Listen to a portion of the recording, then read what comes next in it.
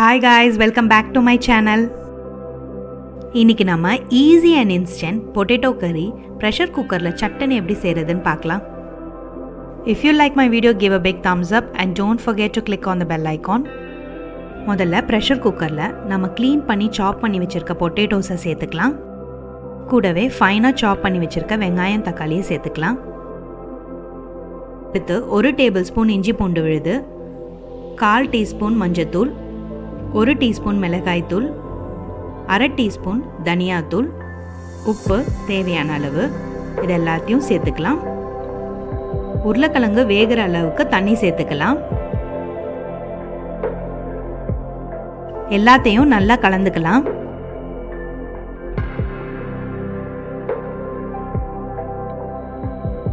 Pressure குக்கரை cover பண்ணி high ஃப்ளேமில் ஒரு 3 விசில் வைக்கலாம்.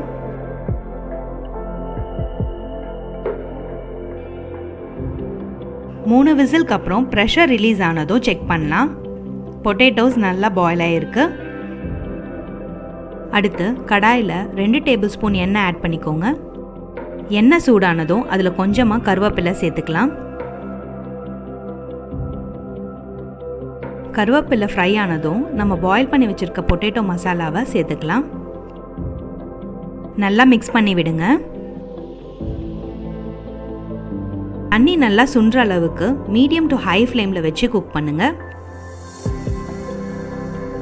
வெங்காயம் தக்காளியை ப்ரெஷர் குக்கரில் வேக வச்சதுனால நல்லா வதங்கி உருளைக்கிழங்கோடு மிக்ஸ் ஆகிடும். அதனால் டேஸ்ட் ரொம்ப சூப்பராக இருக்கும். தண்ணி நல்லா சுண்டி எண்ணெய் வெளிவர அளவுக்கு எடுத்துகிட்டு வந்துக்கலாம். இப்போ உங்கள் கன்சிஸ்டன்சிக்கு ஏற்ற மாதிரி ட்ரையாவோ இல்லை கொஞ்சமாக தண்ணி சேர்த்து செமி கிரேவியாவோ எடுத்துகிட்டு வந்துக்கோங்க. அவ்வளோதாங்க, நம்ம இன்ஸ்டன்ட் பொட்டேட்டோ கறி சட்டுன்னு ரெடி ஆயிடுச்சு. அதை கொத்தமல்லி போட்டு கார்னிஷ் பண்ணிக்கலாம். இந்த பொட்டேட்டோ கறி எந்த ரைஸ், புலாவ் வெரைட்டிஸ், பூரி, சப்பாத்தி எல்லாத்துக்குமே பர்ஃபெக்டாக இருக்கும். ட்ரை பண்ணி பார்த்துட்டு மறக்காமல் உங்கள் கமெண்ட்ஸை ஷேர் பண்ணுங்கள். rasithurusi pasittu pusi.